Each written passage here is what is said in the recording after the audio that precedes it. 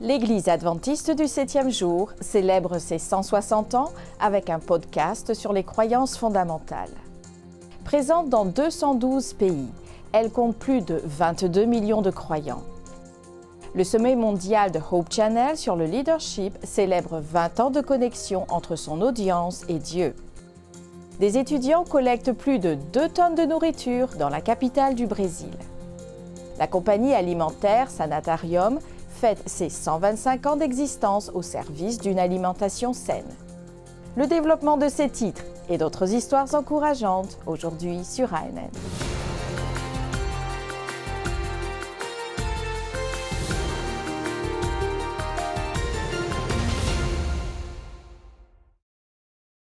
En mai prochain, l'Église adventiste du 7e jour fête ses 160 ans.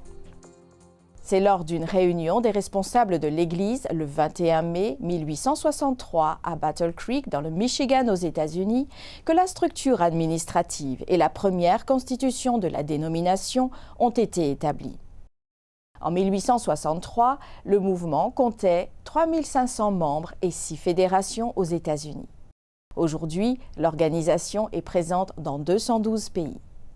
L'Église adventiste loue Dieu pour son patrimoine de 160 ans de partage des messages des 3 anges d'Apocalypse 14, de la nouvelle du retour prochain de Jésus et de la sainteté et de la validité du sabbat, le 4e commandement.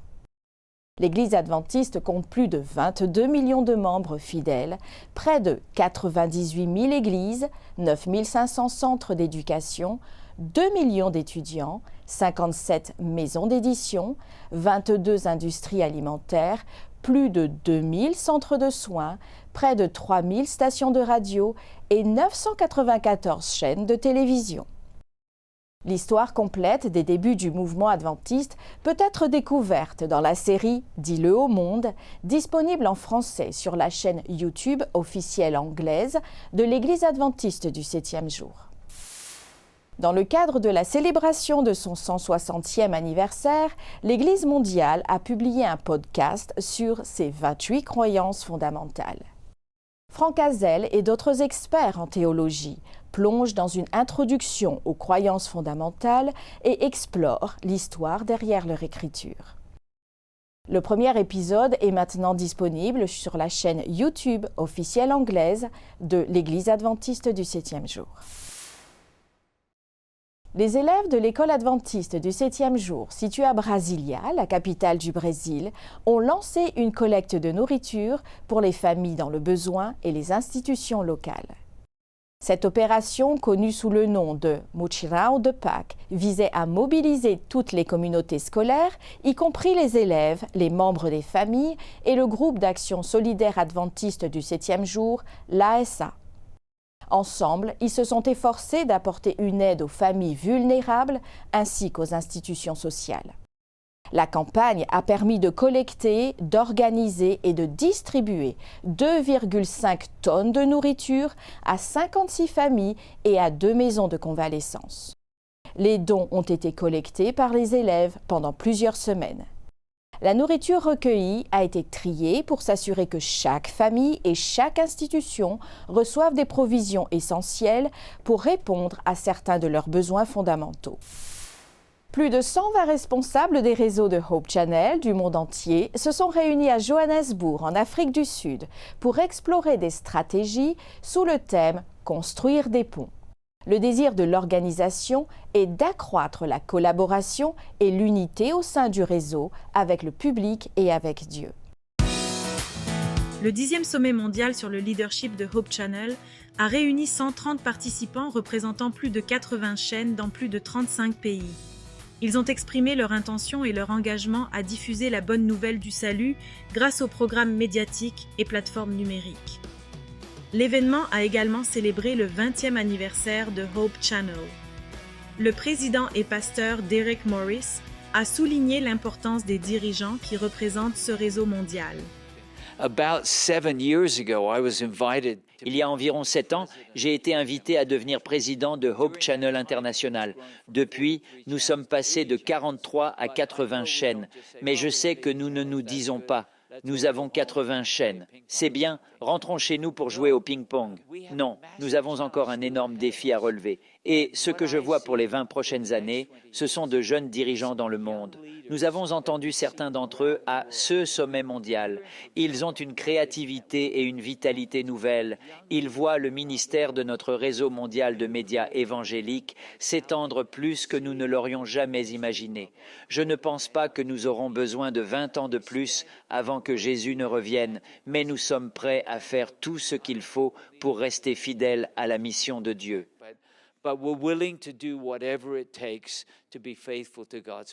Ni Haïté Hammond, responsable de Hope Channel Ghana, a parlé de la rencontre et de CE qu'il entend par leadership. C'est passionnant. Nous apprenons et assimilons tellement. De nombreuses expériences sont également partagées par d'autres centres Hope Channel dans d'autres pays et nous apprenons des courbes d'apprentissage afin de pouvoir éventuellement aider nos chaînes à se développer. C'est une très bonne chose. Help our channels grow. And so it's been good. The fact that leadership is J'ai retenu not que le leadership n'est pas quelque chose qui s'acquiert à un temps donné, mais, si je puis dire, un processus. C'est pourquoi nous n'avons jamais cessé d'apprendre ce que nous faisons, comment nous dirigeons, où nous nous projetons. it's a continuous process. And also the need to understand that C'est un processus continu.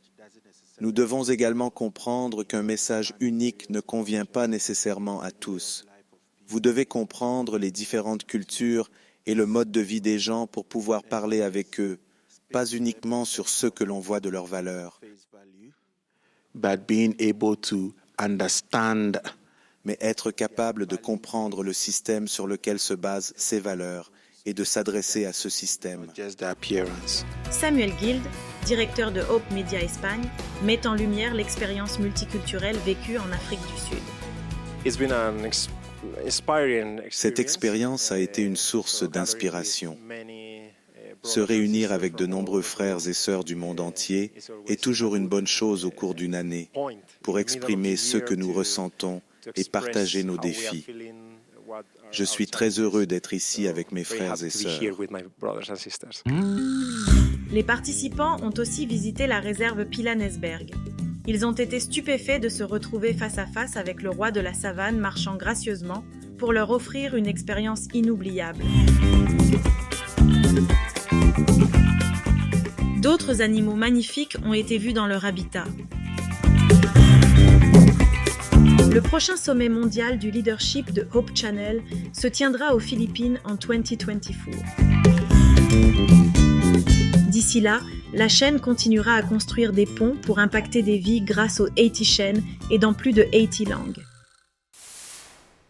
En voyant le potentiel ainsi que les facteurs contraignants de la production horticole dans le district de Ville Vang au Cambodge, le projet Pro-Market, élaboré par ADRA, a permis une collaboration avec les autorités locales pour former 6 groupes à partir de 125 producteurs. Cela représente une superficie totale de terre d'environ 16,8 hectares. Afin d'accroître la confiance des agriculteurs dans la production de légumes, le projet leur a permis d'acquérir des compétences techniques agricoles telles que la sélection appropriée des semences, l'installation de pépinières et la préparation du sol recouvert de plastique ou de paillis pour prévenir l'érosion et les mauvaises herbes.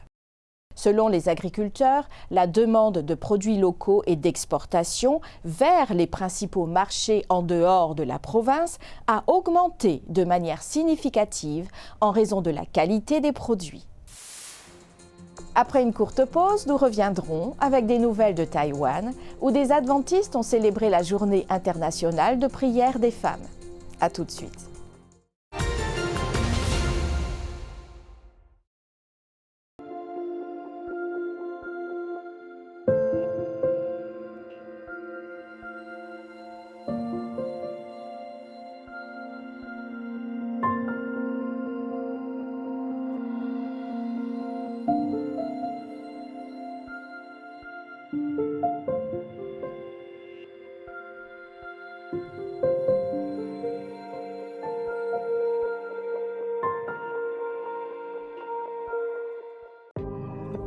is there evil in the world?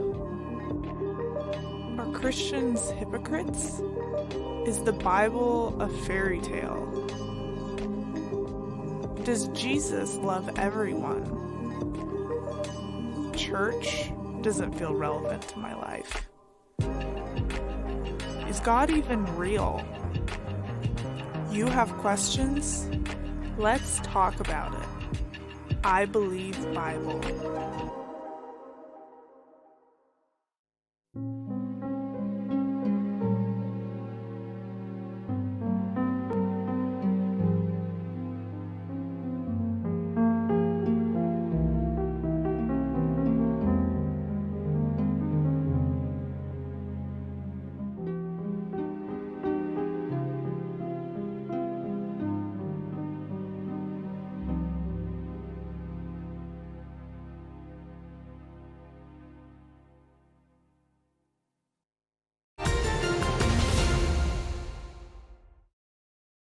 La Journée internationale de prière des femmes est un événement majeur dans la Fédération de Taïwan, célébré le premier sabbat de chaque mois de mars. Cette journée revêt une grande importance pour le ministère des femmes, car elle constitue une fête spirituelle et un moment où celles-ci se réunissent, apprennent et prient les unes pour les autres. Ce moment spécial leur permet de se reconnecter avec Dieu et entre elles, ce qui favorise l'établissement de liens spirituels solides.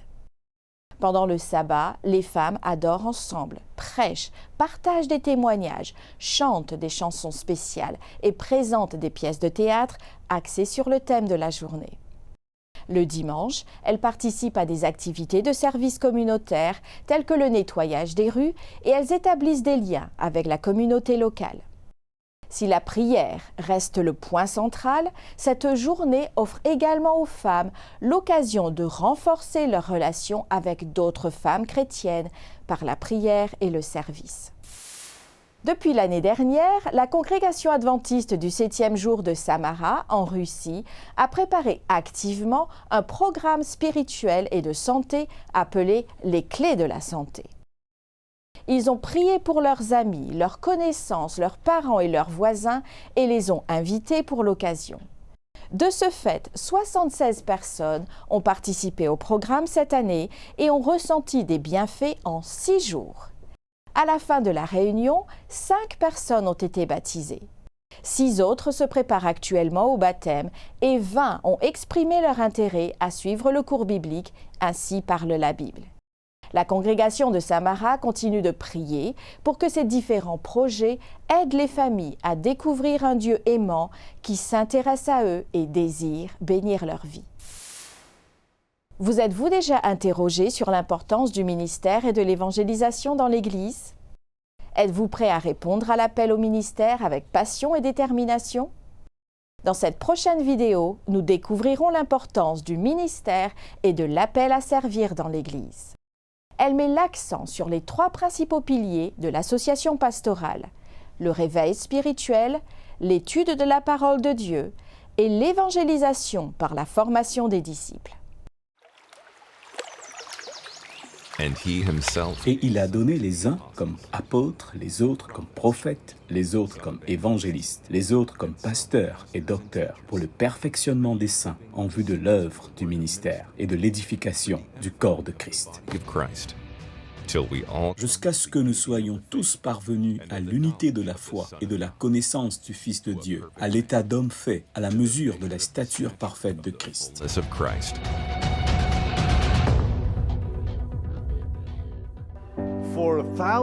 Depuis des milliers d'années, Dieu appelle des hommes et des femmes au ministère pour apporter le message d'espoir aux autres. Les pasteurs, les anciens, les diacres et les diaconesses servent fidèlement son épouse, l'Église. Très bientôt, Dieu terminera son œuvre de révéler son caractère aimant à ce monde. Et nous avons tous le privilège de participer à son ministère. Nous vivons les derniers jours de l'histoire de la Terre. Nous ne pouvons pas nous contenter de rester assis et de regarder. Nous devons nous engager. L'Église a une mission à remplir. Jésus a appelé les hommes et les femmes à une responsabilité, à un travail de tout premier ordre. L'appel à servir est un appel sacré, urgent, un appel à entrer dans la présence de Dieu et à dire « Me voici, Seigneur, envoie-moi, utilise-moi pour faire avancer tes plans. » Que vous soyez diacre, diaconesse, enseignant, ancien, pasteur, administrateur ou évangéliste, quelle que soit votre vocation, votre ministère est plus que jamais nécessaire. La session de la conférence générale de 1922 a été un moment charnière dans l'histoire de l'Église adventiste. Remplacé au poste de président, Arthur Daniels a été nommé le premier secrétaire de l'association pastorale. Il a mis l'accent sur la prière et le réveil spirituel. En étudiant le thème de la justification par la foi, Daniels s'est rapproché de Dieu. Cela a grandement influencé sa vie et son ministère. Avec Leroy Froome et Mady Maguire, il a organisé des instituts de l'association pastorale sur ce thème et a publié une compilation d'écrits d'Ellen White intitulée « Christ, notre justice », qui a servi de manuel aux instituts du monde entier. Afin d'approfondir la vie spirituelle des pasteurs, Daniels et son équipe ont lancé la publication mensuelle du magazine Ministry en janvier 1928. En 1941, la conférence générale a ajouté à l'équipe Roy Allen Anderson et Louise Clusser, alors évangélistes et ouvriers bibliques. Aujourd'hui, l'association pastorale de la conférence générale perpétue l'héritage de Daniels en produisant du matériel et en assurant une formation pastorale et évangélique, appelant tous au réveil et à la réforme en Jésus-Christ.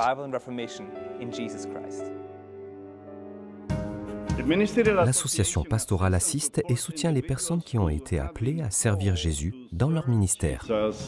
Les trois principaux piliers de l'association pastorale sont le réveil spirituel, l'étude de la parole de Dieu et l'évangélisation par la formation de disciples. Nous croyons que la prière, une attention fixée sur la parole de Dieu, l'esprit de prophétie et un abandon total conduisent à un réveil et à une réforme tant au niveau personnel que collectif. Ce sont les clés d'un ministère fructueux et percutant. Le réveil conduit toujours à la mission. La formation de disciples et l'évangélisation holistique constituent la voie vers une croissance durable de l'Église.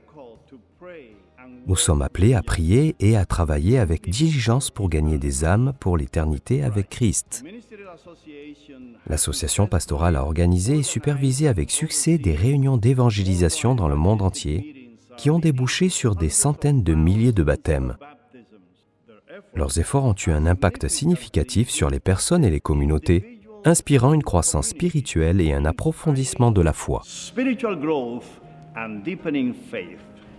Ellen White déclare « L'œuvre de Dieu sur cette terre ne sera pas achevée à moins que les hommes et les femmes qui composent nos églises ne se mettent au travail et unissent leurs efforts à ceux des prédicateurs et des membres officiants de l'Église. » Au sein de l'association pastorale, nous mettons l'accent sur le concept biblique du sacerdoce de tous les croyants, où chaque membre doit être un témoin de Jésus.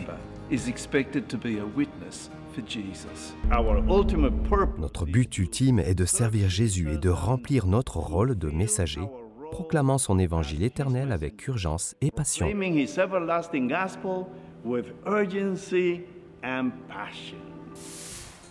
Nous faisons une courte pause et à notre retour, nous verrons comment une entreprise alimentaire adventiste en Australie a commémoré son 120e anniversaire par un événement remarquable.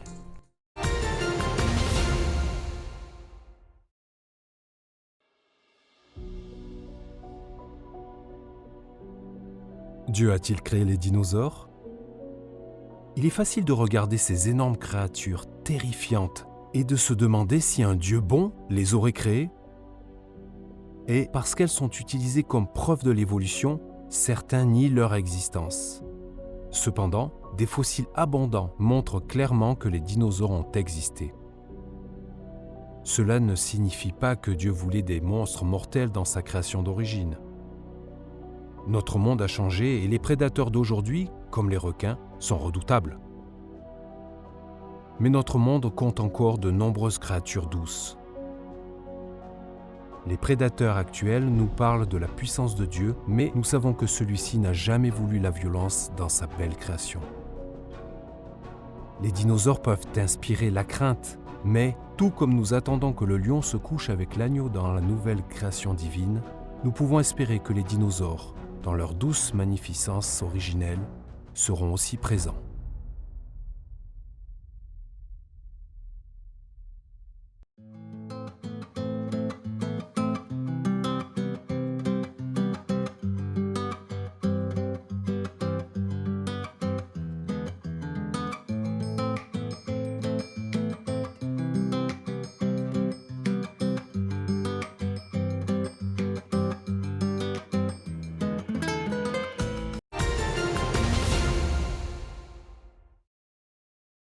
À Oulan-Bator, la capitale de la Mongolie, 16 missionnaires enthousiastes se sont portés candidats au mouvement des 1000 missionnaires.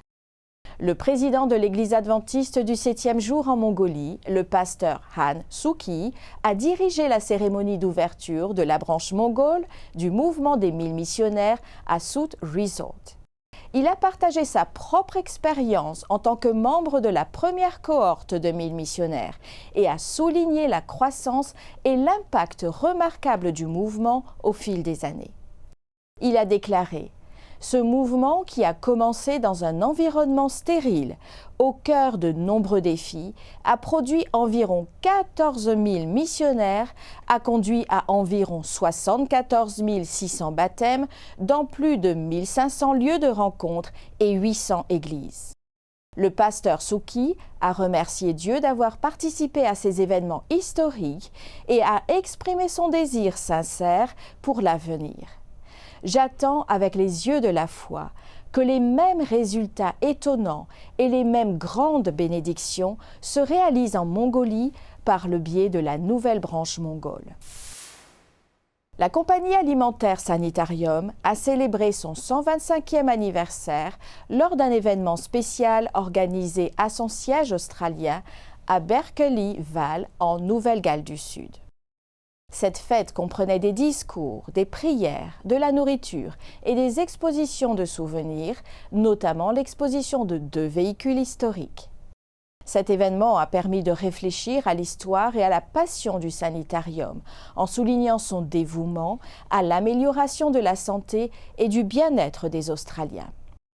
Les origines de l'entreprise remontent à Melbourne, où un groupe d'adventistes du 7e jour de Battle Creek, dans le Michigan, a apporté de la nourriture provenant de l'Institut de santé du Dr John Harvey Kellogg. En 1898, Edward Halsey, formé par le Dr Kellogg, a commencé à produire les premières céréales prêtes à la consommation du sanitarium. Aujourd'hui, le sanitarium emploie plus d'1 millier de personnes et exporte des produits dans près de 40 pays. L'entreprise adventiste soutient également les personnes dans le besoin, y compris les communautés du Pacifique Sud touchées par les catastrophes.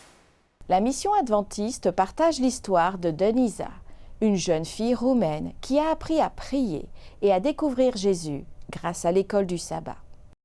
Une partie de l'offrande du 13e sabbat contribuera à établir une école et un centre périscolaire dans ce pays, situé au centre du sud-est de l'Europe.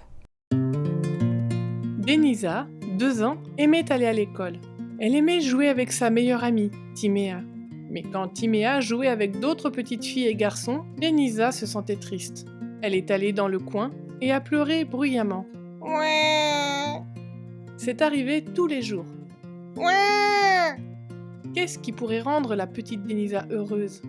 Denisa et sa meilleure amie Timéa étaient toujours les premières à arriver à l'école en Roumanie. La mère de Timéa était l'enseignante et elle venait chercher Denisa chez elle tous les matins sur le chemin de l'école. Un jour, Denisa et Timéa sont arrivées comme d'habitude, avant tous les autres enfants. Les 2 filles ont joué à un jeu amusant de cache-cache. Elles se sont cachées sous une grande table bleue et verte. Elles se sont cachées dans la salle de bain, elles se sont cachées derrière des chaises, puis elles ont joué à de la pâte à modeler et des images colorées. Au bout d'un moment, d'autres enfants ont commencé à arriver et Timéa jouait avec eux. Denisa n'aimait pas ça. Elle voulait toute l'attention pour elle. Elle est allée dans un coin de la pièce, s'est assise sur le sol et a commencé à brailler. Ouah! Le professeur est allé vers elle et l'a serrée dans ses bras. « Tu n'as aucune raison de pleurer », a dit l'enseignant. « C'est mieux de jouer ensemble et pas seulement avec Timéa. » Denisa s'est arrêtée de pleurer. Elle aimait quand le professeur faisait attention à elle. « Prions ensemble », a dit l'enseignant. Denisa savait comment s'agenouiller, car tous les enfants s'agenouillaient et priaient pour le culte chaque matin. Elle s'est immédiatement mise à genoux. L'enseignant s'est également agenouillé et a prié en premier. Notre Père, aide Denisa à se calmer et à comprendre qu'il est préférable de jouer avec les autres enfants et pas seulement avec Timéa. Denisa a prié pour ne plus pleurer. Puis l'enseignant a demandé à Denisa de l'aider à préparer quelques activités pour les enfants. Après un certain temps, Denisa a rejoint un groupe d'enfants et a commencé à jouer avec eux. Ils ont fait des puzzles en bois, d'oiseaux, de grenouilles, de sauterelles, de papillons et de poissons rouges. Denisa aimait particulièrement le puzzle d'un petit oiseau à la poitrine jaune et aux ailes brunes et vertes. L'enseignant a passé beaucoup de temps à prier avec Denisa pendant cette année. Les choses sont devenues plus faciles au cours de la deuxième année. Après un certain temps, Denisa a commencé à aller à l'église avec Timéa et le professeur le jour du sabbat. Le professeur enseignait la classe de l'école du sabbat. Denisa aimait prier dans la classe et en apprendre davantage sur Jésus. Aujourd'hui, Denisa a 10 ans et elle prie encore beaucoup. À l'école du sabbat, elle est toujours la première à lever la main pour se porter volontaire. Denisa et Timéa sont toujours les meilleurs amis du monde. Elles jouent ensemble presque tous les jours. Une partie de votre offrande du 13e sabbat aidera à ouvrir une école et un centre parascolaire en Roumanie où les enfants pourront apprendre à prier comme Denisa l'a fait à l'école adventiste. Merci de prévoir une offrande généreuse. Pour en savoir plus sur les histoires missionnaires et les anecdotes sur le mouvement adventiste au fil des ans, consultez la page YouTube des Archives adventistes présentée par David Shrim. Rendez-vous sur la section This Week in Adventist History. Merci d'avoir suivi ANN. Rejoignez-nous la semaine prochaine pour plus de nouvelles du siège de l'Église adventiste du 7e jour. Saviez-vous que l'Église adventiste du 7e jour a une chaîne YouTube où vous pouvez regarder ANN Vidéo, ANN in Depth et plein d'autres vidéos étonnantes sur la prophétie, la santé et l'étude de la Bible? Cliquez sur le bouton S'abonner pour ne jamais manquer une nouvelle vidéo. Vous pouvez également nous laisser un commentaire ou un sujet de prière. Une équipe prie pour vous, 24 heures sur 24 et 7 jours sur 7. Avant de nous quitter, voici une bonne nouvelle tirée de 1 Pierre, chapitre 5, et le verset 7. Déchargez-vous sur lui de tous vos soucis, car lui-même prend soin de vous. Ainsi s'achève notre programme de cette semaine. N'oubliez pas que vous pouvez toujours visiter adventiste.news/fr pour des nouvelles quotidiennes et des vidéos. À la prochaine pour d'autres nouvelles de foi, d'amour et d'espérance. Que Dieu vous bénisse.